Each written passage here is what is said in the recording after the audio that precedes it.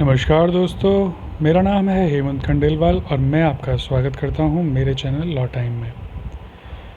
अगर आपने मेरे चैनल को अभी तक सब्सक्राइब नहीं करा है तो go and subscribe my channel and press the bell icon ताकि आगे आने वाले वीडियोस की नोटिफिकेशन आपको सबसे पहले मिले।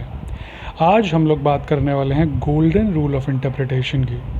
आई रिक्वेस्ट कि आप इस वीडियो को एंड तक देखिए। अगर आपको वीडियो अच्छी लगे तो वीडियो को लाइक करिए, शेयर करिए, वीडियो पे कमेंट करिए ताकि मेरा भी हौसला बढ़े। अब हम लोग शुरू करते हैं गोल्डन रूल ऑफ इंटरप्रिटेशन को। इससे पहले मैं आपको ये भी बता दूं कि मिस्चीफ रूल और लिटरल रूल ऑफ इंटरप्रिटेशन और मिस्चीफ रूल ऑफ इंटरप्रिटेशन पे मैं ऑलरेडी वीडियो बना चुका हूँ। जिन्होंने वो वीडियोस अभी तक नहीं देखी हैं, I will put the link in the description box, go and check those videos out. Now अब हम बात करते हैं गोल्डन रूल की। देखो, इंटरप्रिटेशन के लिए 3 रूल्स ना बहुत ख़ास होते हैं। किसी भी एक्ट को या किसी भी इनैक्टमेंट को इंटरप्रेट करने के कई सारे अलग अलग तरीके हो सकते हैं। There are a number of things that you have to keep in mind while interpreting a statute. ढेर सारी चीज़ें हैं जो आपको दिमाग में रखनी होती हैं, ढेर सारी चीज़ें हैं जो आपको फॉलो करनी पड़ती हैं जब भी आप किसी स्टैट्यूट को इंटरप्रेट करते हो। लेकिन 3 खास रूल्स हैं उनमें से भी। One is literal rule, another is mischief rule, and the third one, last but not the least, is golden rule of interpretation. अब इसको golden कहते क्यों हैं? It is not made up of some gold. ये कोई सोने का नहीं बना है कि इसको हम गोल्डन कहें। गोल्डन कहने का मतलब है कि it is of very much importance. ये बहुत ज़्यादा इम्पॉर्टेंट है, इसलिए इसको गोल्डन कहते हैं। जैसे नॉर्मल लैंग्वेज में, बोलचाल वाली भाषा में हम कहते नहीं है कि गोल्डन अपॉर्चुनिटी है ये तो, या ये नहीं कहते हम कि यार गोल्डन चांस है ये तो। गोल्डन अपॉर्चुनिटी का मतलब कि यार बहुत ही अच्छा मौका है, it is a very good chance, it is a very good opportunity. उसी तरीके से गोल्डन रूल का मतलब हुआ कि it is a very good rule, it is a very important rule. ये इसका मतलब हुआ। As simple as that. इसमें कोई टेक्निकलिटी नहीं है, इसका केवल इतना सा मतलब है कि इसको गोल्डन रूल इसलिए कहते हैं क्योंकि ये बहुत इंपॉर्टेंट रूल है। जहाँ पे कोई और रूल काम ना करे आपका, जहाँ पे मिस्चीफ रूल और लिटरल रूल काम ना करे, वहाँ पे ये रूल काम करेगा, है ना। अगर उनसे दिक्कतें हों, अगर उन रूल्स को अप्लाई करने पे कोई दिक्कत आए, इनकन्वीनियंस आए, तो ये रूल काम करेगा। That is why it is important and that is why it is called golden. अब इसको मॉडिफाइंग रूल ऑफ इंटरप्रिटेशन क्यों कहते हैं, उसका भी अपना एक रीज़न है जो मैं अभी बताऊंगा आगे कि उसको मॉडिफाइंग रूल ऑफ इंटरप्रिटेशन क्यों कहते हैं। बिफोर मूविंग फॉरदर मैं ये बता दूं कि जस्टिस कृष्णा अय्यर ने एक चीज़ कही थी इस रूल के बारे में। एक केस था। The name of the case was Strawboard versus कर्मकारगण। This was the name of the case. तो स्ट्रॉबोर्ड वर्सेस कर्मकारगण ये केस का नाम था। और इस केस में जस्टिस कृष्णा अय्यर ने एक बहुत ही इंपॉर्टेंट चीज़ बोली थी, एक बहुत ही इंपॉर्टेंट स्टेटमेंट बोला था। जस्टिस कृष्णा अय्यर ने कहा था कि in this fast changing world the golden rule is that there is no golden rule. जितनी तेज़ी से ये दुनिया बदल रही है ना, इस बदलती हुई दुनिया में गोल्डन रूल यही है कि कोई गोल्डन रूल जैसी चीज़ है नहीं। ठीक है। So this is a statement that you have keep in mind. ये जस्टिस कृष्णा अय्यर ने कहा था and this is what you have to keep in mind. ये रखना पड़ेगा आपको दिमाग में ये चीज़ कि जस्टिस कृष्णा अय्यर ने गोल्डन रूल के बारे में क्या बोला था। जस्टिस कृष्णा अय्यर ने बोला था कि इस बदलती हुई दुनिया में गोल्डन रूल यही है कि कोई गोल्डन रूल नहीं है। कब ये चीज़ें बदल जाएँ, कब हम नई तरीके से किसी चीज़ को इंटरप्रेट करना शुरू कर दें, इस तरीके को छोड़ के कुछ कह नहीं सकते। तो इसलिए बदलती हुई दुनिया में गोल्डन रूल यही है कि कोई गोल्डन रूल नहीं है। ये बोला था जस्टिस कृष्णा अय्यर ने, एक चीज़। दूसरी बात कि इस गोल्डन रूल को हम लोग मॉडिफाइंग रूल भी कहते हैं। क्यों कहते हैं? क्योंकि it is the modification of literal rule और ग्रामेटिकल रूल ऑफ इंटरप्रिटेशन। जो सबसे शुरुआती या सबसे बेसिक नियम है ना, लिटरल रूल ऑफ इंटरप्रिटेशन या ग्रामेटिकल रूल ऑफ इंटरप्रिटेशन, उसका मॉडिफिकेशन है ये। उसी में थोड़े से बदलाव करते हैं आप और ये गोल्डन रूल बन जाता है। आगे हम इसको डिटेल में और डिस्कस करेंगे कि कैसे होगा ये। तो फ़िलहाल तो हमें इतना याद रखना है कि जस्टिस कृष्णा अय्यर ने इसके बारे में ये बोला। और दूसरी चीज़ ये कि ये गोल्डन रूल जो है वो लिटरल रूल का मॉडिफिकेशन है या ग्रामेटिकल रूल का मॉडिफिकेशन है। तीसरी चीज़ अब मैं बताता हूँ कि गोल्डन रूल होता क्या है और अप्लाई करते कैसे हैं। देखो, कोर्ट का काम होता है लेजिस्लेचर के इंटेंशन को जानना। कोर्ट का काम होता है, बेसिक सा कोर्ट का काम है कि कोर्ट स्टैट्यूट को या कानून को इंटरप्रेट करे, कानून का निर्वचन करे, उसका इंटरप्रिटेशन करे, या कोर्ट का काम है। और कोर्ट वो इंटरप्रिटेशन कैसे करेगा? कोर्ट वो इंटरप्रिटेशन करेगा जब उसको लेजिस्लेचर का इंटेंशन पता होगा, कानून बनाने वालों का इरादा जब उसको पता होगा कि किस इरादे से कानून बनाया, तभी ना सही निर्वचन कर पाएगा।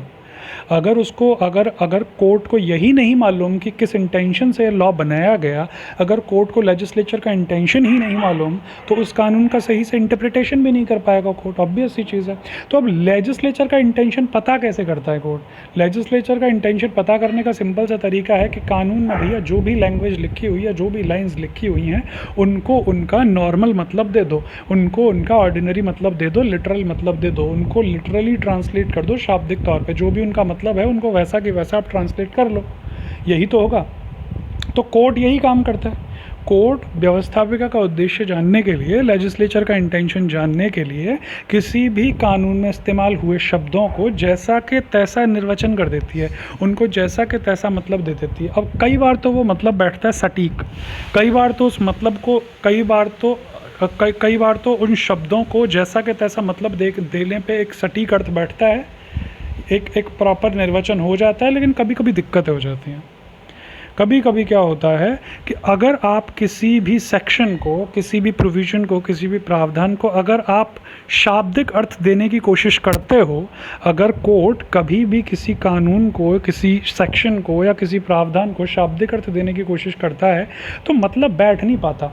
उस सेक्शन को उसका शाब्दिक अर्थ देने से कुछ इनकन्वीनियंस पैदा होती है, कुछ असुविधा पैदा होती है, कुछ अब्सर्डिटी, रिपग्नेंस, इनकन्वीनियंस, हार्डशिप, इनजस्टिस या इवेजन पैदा होता है। ऐसा समझ लो शॉर्ट में कि अगर किसी कानून को, किसी सेक्शन या प्रावधान को उसका शाब्दिक अर्थ देने पे असुविधा पैदा हो, अगर कुछ अजीब सा ही मतलब निकले, कुछ अजीब सा ही बैठे, कोई तुक सी नहीं बने, है ना, अगर कुछ अजीब सा ही निकल के आए, कुछ तुक नहीं बने, एकदम इनकन्वीनियंस लगे, एकदम अन्याय सा हो जाए, तो ऐसी परिस्थिति में कोर्ट क्या करेगा? ऐसी परिस्थिति में कोर्ट उस सेक्शन को उसका लिटरल मीनिंग नहीं देगा, उस सेक्शन को शब्दशः इंटरप्रेट नहीं करेगा, शाब्दिक अर्थ नहीं देगा।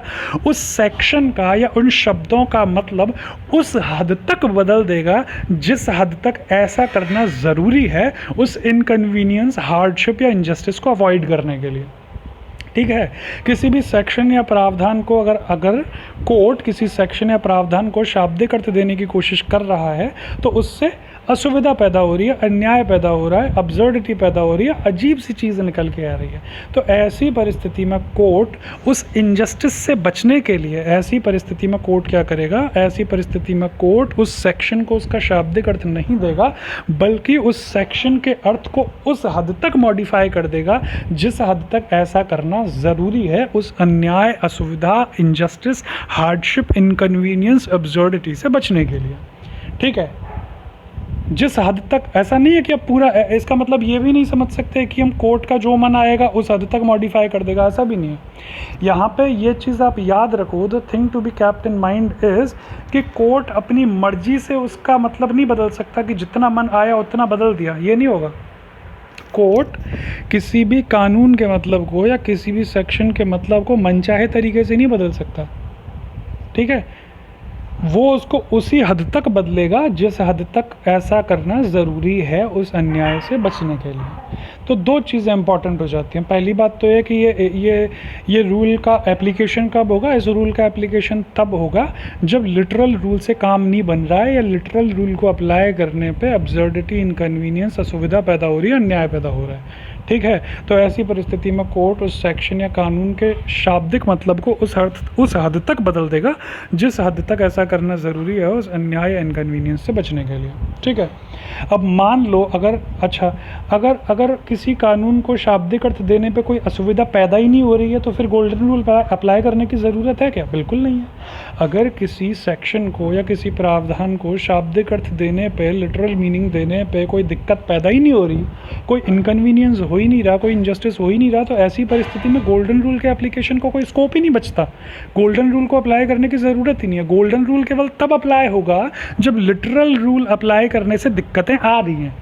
अगर सेक्शन के शब्दों को लिटरल, अगर अगर अगर शब्दों को आप लिटरल मतलब दे रहे हो और दिक्कतें पैदा हो रही हैं, तो फिर गोल्डन रूल अप्लाई करो, तो फिर आप शब्दों का अर्थ मॉडिफाई कर सकते हो, ठीक है। लेकिन अर्थ क्या किसी भी हद तक मॉडिफाई कर सकते हो? नहीं, अर्थ भी केवल उसी हद तक मॉडिफाई करोगे आप जिस हद तक ऐसा करना ज़रूरी है, as far as it is necessary to do away with the hardship और इनजस्टिस एंड नो फर्दर। मनचाहे तरीके से मॉडिफाई नहीं कर सकते आप उसी हद तक मॉडिफाई करोगे जिस हद तक ऐसा करना ज़रूरी है इनकन्वीनियंस से बचने के लिए, ठीक है, सिंपल सी बात। तो अगर थोड़े से मॉडिफिकेशन से इनजस्टिस ख़त्म हो रहा है तो केवल थोड़ा सा ही मॉडिफिकेशन करोगे, ज़रूरत से ज़्यादा नहीं करोगे, उतना ही करोगे जितना मॉडिफिकेशन करने से आपका काम चल सके, ठीक है जी। ये बात हो गई। अब तीसरी बात, इसको मॉडिफाइंग रूल कहते क्यों हैं? मैंने शुरू में बताया था कि इसको हम गोल्डन रूल भी कहते हैं और मॉडिफाइंग रूल ऑफ इंटरप्रिटेशन भी कहते हैं। गोल्डन रूल क्यों कहते हैं मैं बता चुका हूँ, मॉडिफाइंग रूल क्यों कहते हैं वो अब सुन लो। मॉडिफाइंग रूल इसको इसलिए कहते हैं क्योंकि इसमें हम शब्दों के अर्थ को मॉडिफाई करते हैं कुछ हद तक। जब शब्दों को उनका शाब्दिक अर्थ देने से मतलब नहीं निकलता, जब शब्दों को उनका शाब्दिक अर्थ देने से अन्याय निकल रहा है, इनजस्टिस या इनकन्वीनियंस हो रहा है, तो हम उनका अर्थ मॉडिफाई करते हैं। और चूंकि अर्थ मॉडिफाई करते हैं, चूंकि यहाँ पे शब्दों के मीनिंग को मॉडिफाई करते हैं, इसीलिए इसको मॉडिफाइंग रूल ऑफ इंटरप्रिटेशन कहते हैं।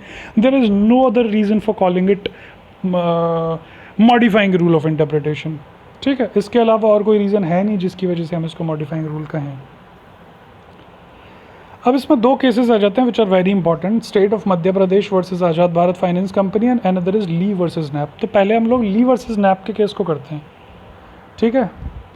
ये ली वर्सेस नैप का जो केस है ये इंग्लिश केस है और ऑफकोर्स दोनों केसेस ही 1967 के हैं। पहले ली वर्सेस नैप कर लेते हैं। इस केस में क्या हुआ था, एक एक्ट था, रोड ट्रैफिक एक्ट, ठीक है, इंग्लैंड का एक्ट था, इंग्लिश एक्ट था, रोड ट्रैफिक एक्ट, ठीक है। अब उस रोड ट्रैफिक एक्ट में एक प्रोविज़न था, उस रोड ट्रैफिक एक्ट में ये प्रोविज़न था कि अगर किसी इंसान ने कोई एक्सीडेंट कर दिया है, कोई दुर्घटना कर दी है, तो एक्सीडेंट करने के बाद वो उस जगह पे रुकेगा, ही विल स्टॉप। तो इनैक्टमेंट उस कानून के, रोड ट्रैफिक एक्ट के किसी सेक्शन में ये चीज़ लिखी हुई थी कि एक्सीडेंट करने के बाद एक्सीडेंट करने वाले को वहाँ पे रुकना पड़ेगा, he will have to stop there, ठीक है। स्टॉप नाम के शब्द का इस्तेमाल कर रखा था और इस केस में उस स्टॉप वर्ड का इंटरप्रिटेशन ही इन्वॉल्व्ड है, ठीक है। इस केस में हुआ ये था कि बंदे ने एक्सीडेंट किया, एक्सीडेंट करने के बाद वो रुका, स्टॉप किया उसने और फिर वो वहाँ से निकल गया, चला गया, ठीक है। रुका एक पल के लिए और फिर अगले ही पल अपनी गाड़ी स्टार्ट करके निकल लिया।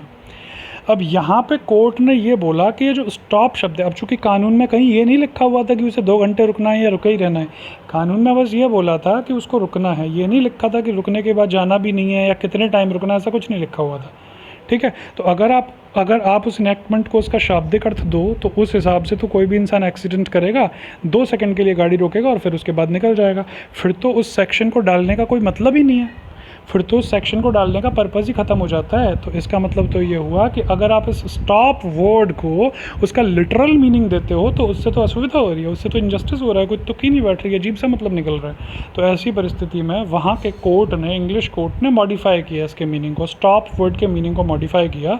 और स्टॉप वर्ड का इंटरप्रिटेशन किस प्रकार से किया, उन्होंने बोला कि यहाँ पे स्टॉप का मतलब है रीज़नेबल टाइम के लिए स्टॉप, रुकने का मतलब है कि एक सही टाइम के लिए रुको, एक प्रॉपर टाइम के लिए रुको, ये नहीं कि रुके और चले गए, एक रीज़नेबल अमाउंट ऑफ टाइम के लिए आपको रुकना पड़ेगा ताकि आसपास के लोग आपसे इंक्वायरी कर सकें उस एक्सीडेंट के बारे में कि ये कैसे हुआ, साथ ही साथ आपके पते ठिकाने भी वो आपसे ले सकें ताकि कल को अगर आपकी ज़रूरत पड़े गिरफ्तारी की या किसी भी चीज़ की, इंक्वायरी की, तो you can be availed of, आपको फटाफट से ढूंढा जा सके, है ना। तो यहाँ पे कोर्ट ने सिंपल सा स्टॉप वर्ड का इंटरप्रिटेशन किया और बोला कि स्टॉप का मतलब केवल रुकना नहीं है, स्टॉप का मतलब है रीजनेबल टाइम के लिए रुकना। तो स्टॉप का उन्होंने लिटरल मीनिंग नहीं निकाला, स्टॉप को उन्होंने गोल्डन रूल से इंटरप्रेट करा, स्टॉप के मतलब को उन्होंने मॉडिफाई कर दिया उस हद तक जिस हद तक ऐसा करना ज़रूरी था। This was the case.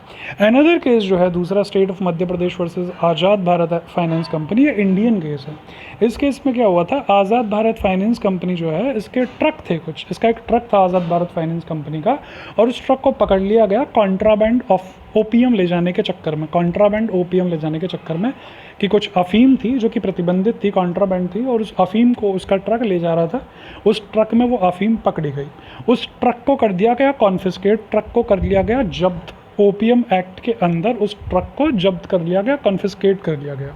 ठीक है, अब आज़ाद भारत फाइनेंस कंपनी का जो ऑनर था उसने अपना इग्नोरेंस जाहिर करा, उसने ये बोला कि मेरे को तो साहब पता ही नहीं है, मेरे को तो मालूम ही नहीं कि मेरे ट्रक को ओपीएम ले जाने के लिए यूज़ किया जा रहा है, it is all done without my knowledge, मुझे तो मालूम ही नहीं कि मेरे ट्रक का इस्तेमाल किस किस चीज़ के लिए हो रहा है, मुझे तो पता ही नहीं है। तो ऐसी सूरत में आप मेरे ट्रक को कॉन्फिस्केट क्यों कर रहे हो, मेरा तो नुकसान ही हो रहा है ना। अगर मैं जानबूझ के डेलिबरेटली करूं किसी चीज़ को और फिर आप मेरे ट्रक को कॉन्फिस्केट करो तो समझ में आता है, लेकिन अगर मुझे जानकारी नहीं है इस चीज़ की और मेरी नॉलेज के अभाव में अगर ये काम किया जा रहा है फिर आप मेरे ट्रक को कॉन्फिस्केट कर रहे हो तो दिस इज़ रॉन्ग। अब ओपीएम एक्ट के अंदर क्या था, जिस एक्ट के अंदर ये पूरी कार्रवाई करी गई थी, उस ओपीएम एक्ट के अंदर लिखा हुआ था कि अगर ऐसी ऐसी ऐसी परिस्थिति हुई तो फिर जो चीज़ है दैट शैल बी उसको कॉन्फिस्केट कर दिया जाएगा, उसको जब्त कर दिया जाएगा। अब जब ये मामला आया तो सुप्रीम कोर्ट ने शैल का जो इंटरप्रिटेशन है वो गोल्डन रूल से किया। सुप्रीम कोर्ट ने बोला, अब देखो हम सब लोग जानते हैं, लॉ हम सब ने पढ़ा है कि कई सारी जगह पे एक्ट्स में या कानूनों में जहाँ जहाँ शैल लिखा होता है, शैल एक मैंडेटरी भाव प्रकट करता है कि ये चीज़ करी ही जाएगी, और जहाँ पे मे लिखा होता है वहाँ पे डिस्क्रेशन होता है, विवेकाधिकार, कि हो सकता है की जाए, हो सकता है ना की जाए, अथॉरिटी की इच्छा के ऊपर डिपेंड करता है। और कई इंस्टेंसेस में सुप्रीम कोर्ट ने ऐसा किया है कि उन्होंने शैल को मे के तौर पे पढ़ा है, शैल का मतलब चेंज किया है कि शैल जो है वो मे के तौर पे पढ़ा जाए। इस केस में भी सेम किया, सुप्रीम कोर्ट ने बोला कि ये जो ओपीएम एक्ट के अंदर शैल भी कॉन्फिस्केटेड लिखा है ना, इस शैल को शैल ना पढ़ा जाए, इस शैल को मे पढ़ा जाए, क्योंकि अगर हमने शैल को शैल पढ़ने की कोशिश करी या शैल को अगर मैंडेटरी सेंस दे दिया तो उससे तो इनजस्टिस हो जाएगा। अगर शैल को हमने लिटरल मीनिंग दे दिया कि ट्रक को जब्त कर दिया जाएगा, अगर लिटरल मीनिंग देने की कोशिश करी तो उससे तो अन्याय हो जाएगा, क्योंकि यहाँ पे डिफेंडेंट को तो पता ही नहीं था कि उसकी नॉलेज के बिना क्या क्या हो रहा है, उसको तो मालूम ही नहीं था। तो ऐसी सूरत में अगर आप कार्रवाई करोगे कॉन्फिस्केशन की तो वो इलीगल हो जाएगा। इसलिए सुप्रीम कोर्ट ने बोला कि इस शैल को मे की तरह पढ़ा जाए, जहाँ ज़रूरी लगे वहाँ पे कॉन्फिस्केशन करो, जहाँ ज़रूरी ना लगे वहाँ कॉन्फिस्केशन ना करो। तो सुप्रीम कोर्ट ने क्या किया, सुप्रीम कोर्ट ने शैल का मीनिंग मॉडिफाई कर दिया, किस हद तक, जिस हद तक ऐसा करना ज़रूरी था, शैल को मे के तौर पे पढ़ने का इंस्ट्रक्शन दे दिया सुप्रीम कोर्ट ने। So this was the case, और इसमें ज़्यादा कुछ है नहीं। और तो ऐसे बहुत सारे केसेस हैं जो कितने भी आप चाहो तो कर सकते हो, लेकिन I think 2 cases were sufficient to understand the concept, और we have done the topic कि ये तो गोल्डन रूल ऑफ इंटरप्रिटेशन था और ये इसके केसेस थे। Okay, in the next video हम लोग शायद कुछ और करेंगे, इंटरप्रिटेशन के कुछ और topics. And thank you so much. अगर if you like the video, अगर पसंद आए तो लाइक करना, and do comment. Okay, thank you.